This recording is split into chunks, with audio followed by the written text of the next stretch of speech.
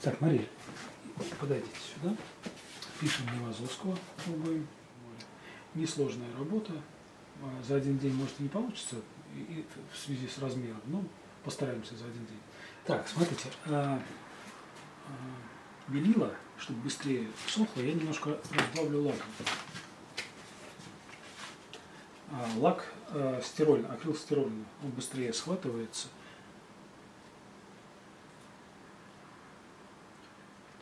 Наверное, процентов так до 10 от объема, 5% точно вот здесь. Так, и немножко разбавим, чтобы быстрее работа шла просто white спиритом.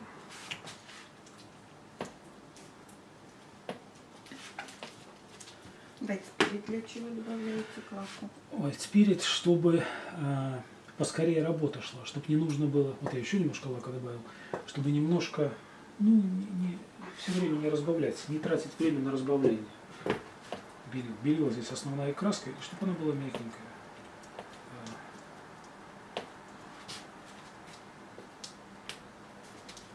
Почему white spirit? Ну, чтобы он выветривался и краска загустевала. Плюс еще лак немножко свяжет работу. Может быть, даже сегодня и корабль удастся набросать.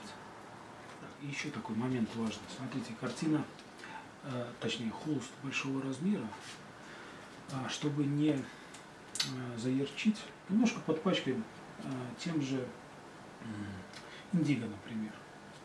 То есть, чтобы это не было чистой белил. Вот вместо белила у нас вот такая будет более-менее, даже можно еще сильнее чуть-чуть. Да, у кого нет индиго, часто вот. Приобретите. Да нет, можно ее смешать. Сажа газовая плюс голубая ФЦ, это и есть индиго. Просто это колер, это смешанная краска. Только пропорцию найти вот это нужно. Форматы немножко не совпадают, кстати. Ну, С чем не совпадает? Ну, с холстом. Да. Ладно, ерунда. Так.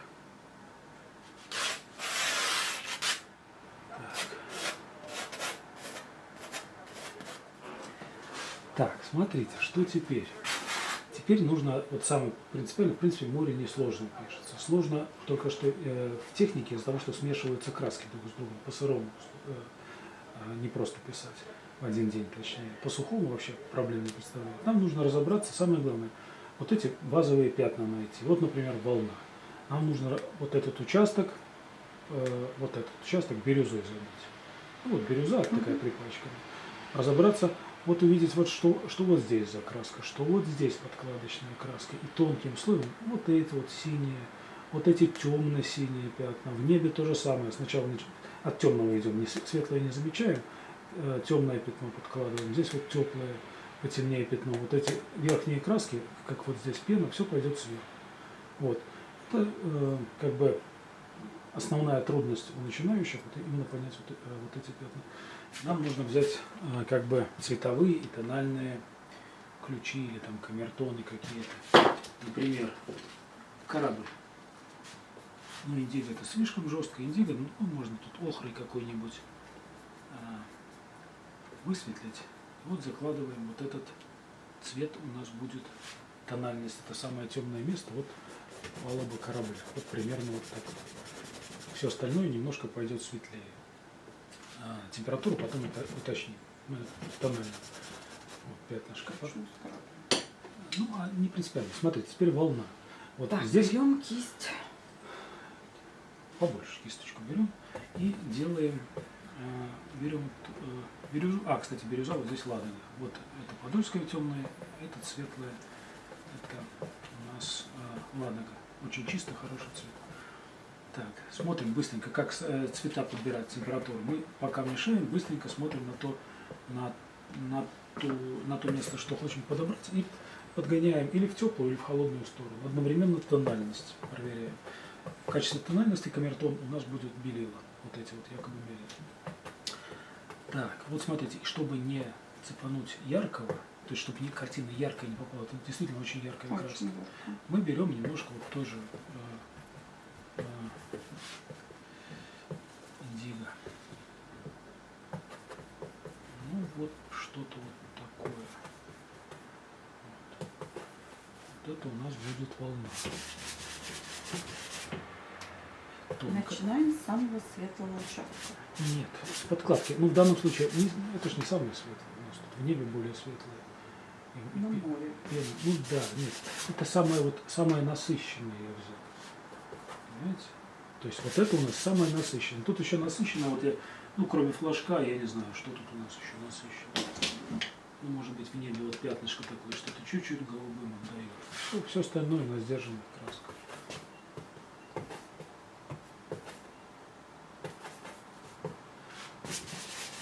Вот смотрим, что волна чуть-чуть переходит, темнее становится, плотнее как бы, темняем и разносим эту краску дальше.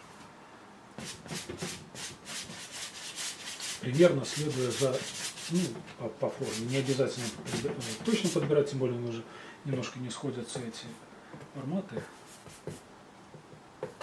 Мария, поищите все-таки бирюзы еще этой Ладоги.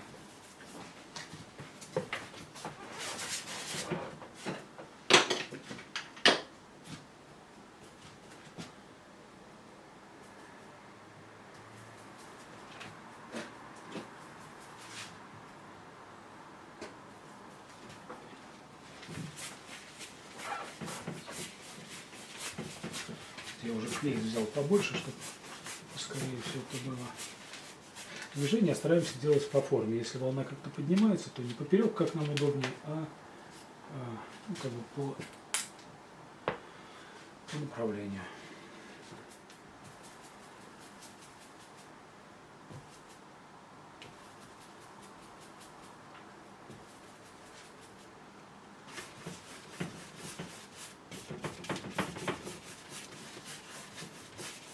Количество краски чем тоньше, тем лучше, но чтобы холст был перекрыт. Если мы на белом холсте работаем, можно, конечно, было и... Так, вы перешли на другую кисть. Да, взял побольше, чтобы все это поскорее было. Ну, конечно, начинающим такие кисти не нужно брать много краски, переведете, потому что будете ошибаться, и как бы лучше так по размеру немножко взять поменьше.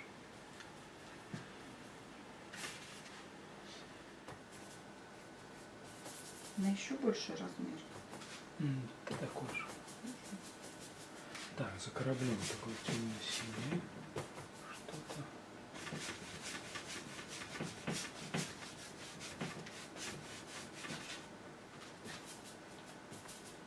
Индиго и ФЦ беру. Тут, скорее всего, можно, наверное, ультрамарин, но нет, скорее всего, там ФЦ голубое что-то, серо-голубое.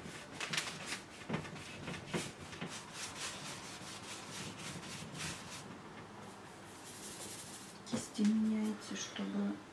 Ну, тут немножко температура разная, чтобы сэкономить время.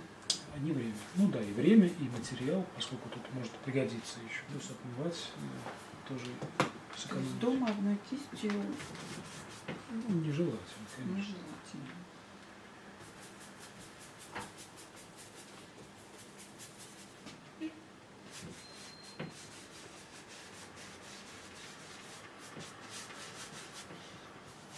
Пока без каких-то цветовых изысков, потом будем полутона брать, там всяких, пока вот такими ну, предельно понятными пятнами, простыми, чтобы не запутаться.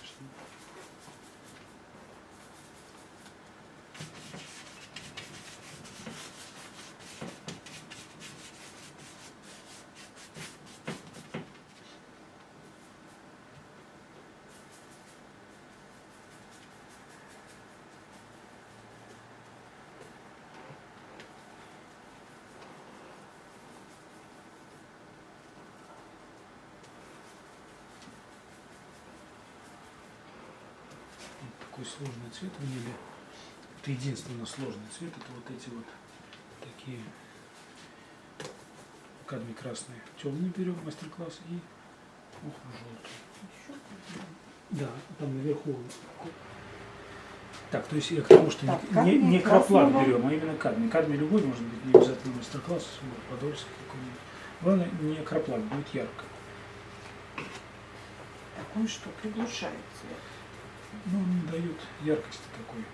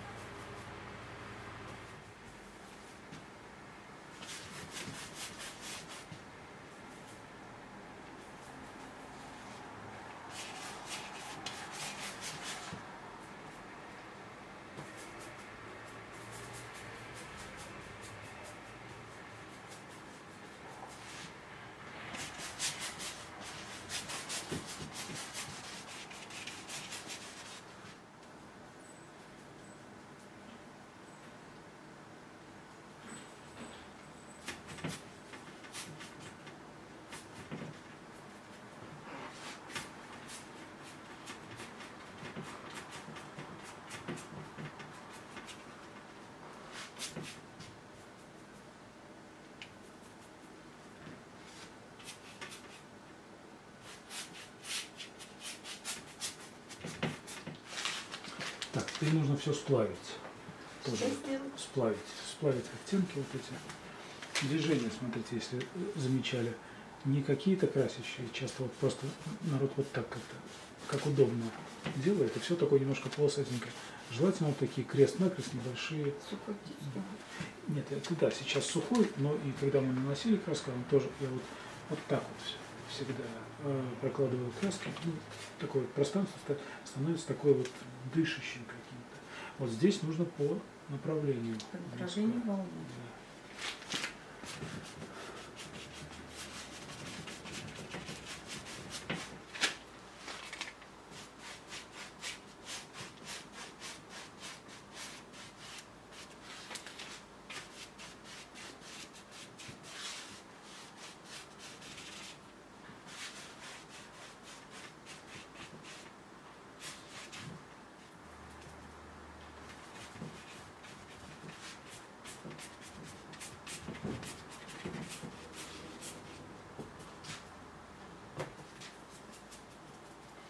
Краска уже начинает кое-где схватываться. Уже начинает? Да, схватывать? чуть-чуть. Ну, она долго еще будет мягкой, но она теряет свою вот эту пластичность. После первого этапа нужно будет просушивать Нет. под вентилятором? Нет? Нет.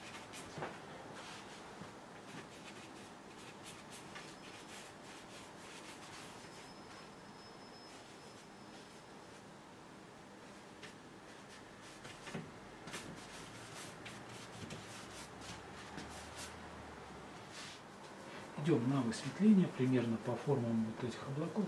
Копировать облака вообще не стоит. Так, плюс-минус. Так, делаем немножко, как бы, ну не тремор, а как бы вот так напрягаем руку и немножко вот так, с напряжением раскладываем краски.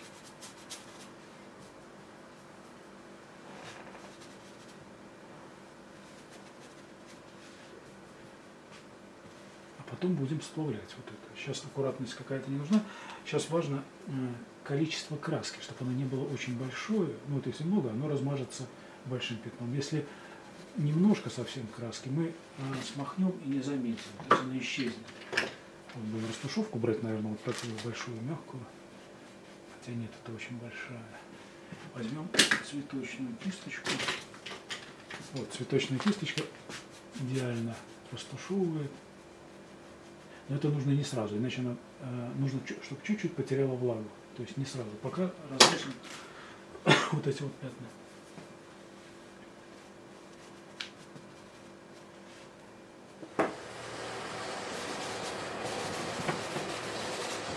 Так, для зрителя я скажу, палитра не видно. Сейчас тут в основном сиена натуральная и кадмий красный темный. Вот в этой грязи, которую мы намешали, и плюс она здесь смешивается, вот такие оттенки дает приятные.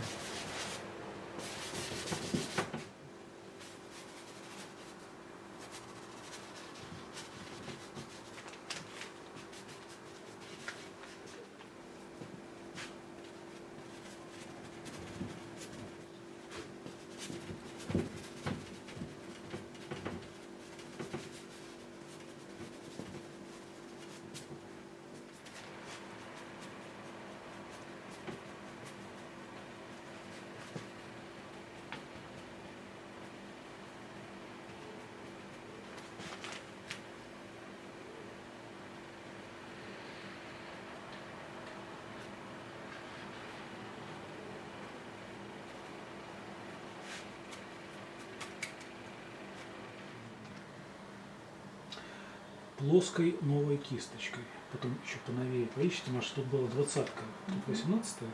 Потом, сейчас пока послушайте. Плоской, она должна быть в разбавленной краске собираться вот как бы в тонкое жало. Тут уже немножко постертое такое, вот, нужно будет поновее еще поискать. Вот так вот. Смотрите, когда вот такие линии делаем на воде, прямые, сустав в руке вот этот замирает, работаем плечом, как бы вот. Раз, тогда более-менее ровно. Когда мы включаем все три, особенно когда у человека не разработана рука, очень криво все получается. Как бы, ну, особенно вот это вот, когда вот такие вот вещи делаешь.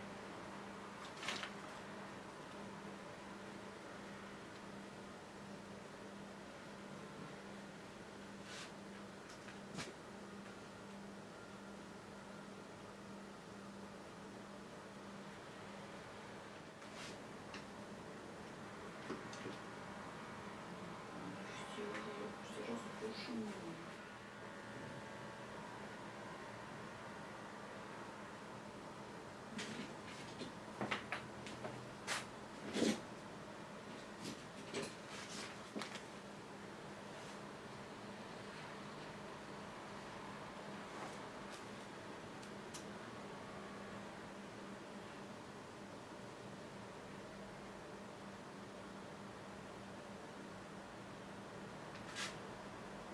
Вот как бы, вот не знаю, как это объяснить, мы зажимаем руку, вот я зажимаю, с напряжением, с таким, вот, как будто вот, ну, не знаю, не паралич, но вот так вот немножко, она жесткая, она вот, если мы расслабленной рукой пишем, мы вынуждены думать, как бы, и вот так как-то логику человеческую применять. Как только мы ее отпускаем, она немножко вперед летит вот с напряжением, с таким, ты еще не успел подумать, а уже там что-то нарисовал, такое кривенькое, природное, понимаете?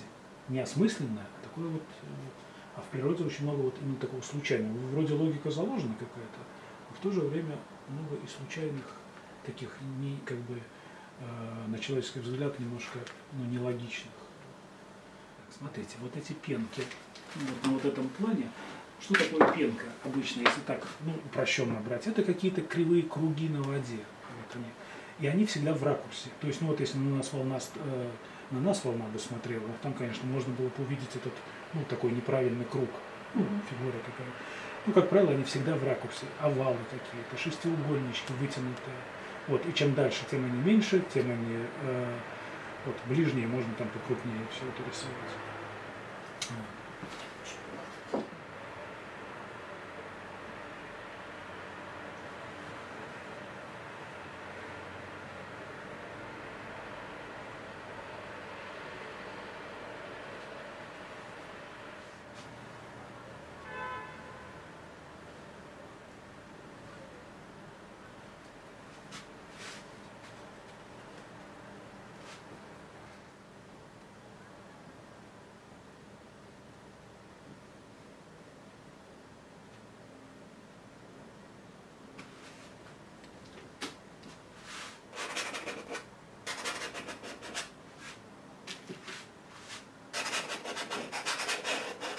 Уже засохло.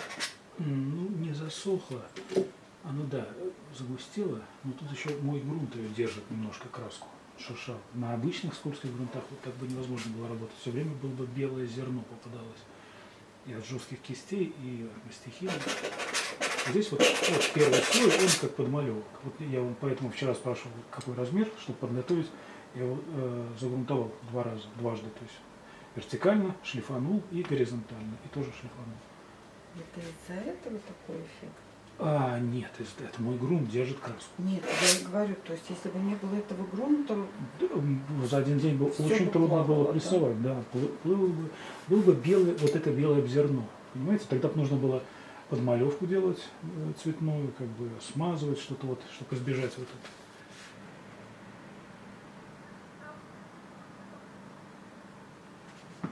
Так, смотрите, на волне, на вот этой, на светлой, там они, вот эти прожилки, они скорее темные.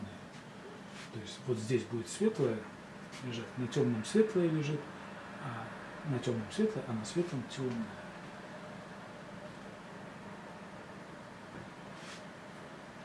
вот это зрителям будет видно? Или вот потом это как вставку Да, сделаете? может, вставку сделать.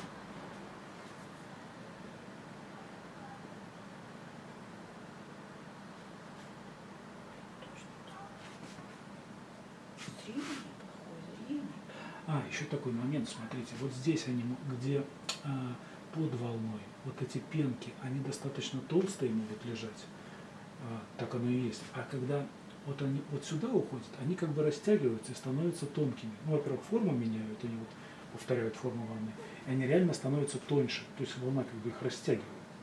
Это вот на фотографии видно хорошо, если присмотреться. Вот здесь вот внутри волны, то есть внизу, они могут собираться в такие достаточно большие площади. Да, да, да.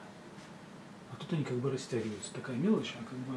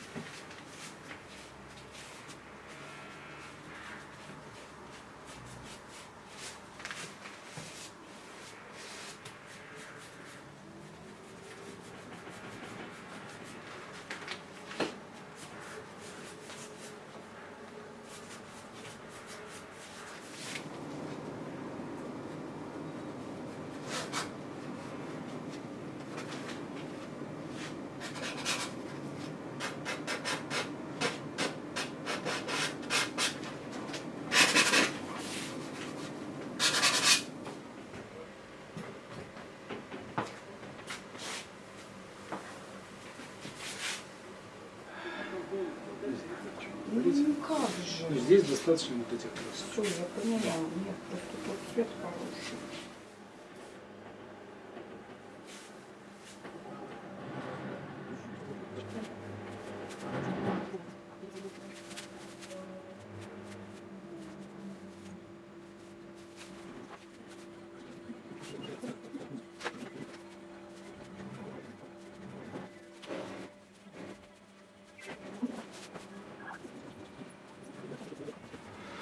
Так, Мария, ну что? Да, пятерка однозначно. Готова выслушать.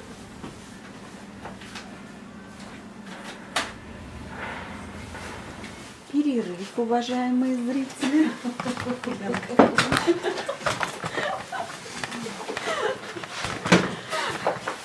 Это вам точно YouTube не заблокирует, даже если выставите, да? Небо ровно. Так, ну более-менее, короче. Сойдет. Хорошо, спасибо большое за урок. Пожалуйста, Маша, приходите еще. Стоп, снято.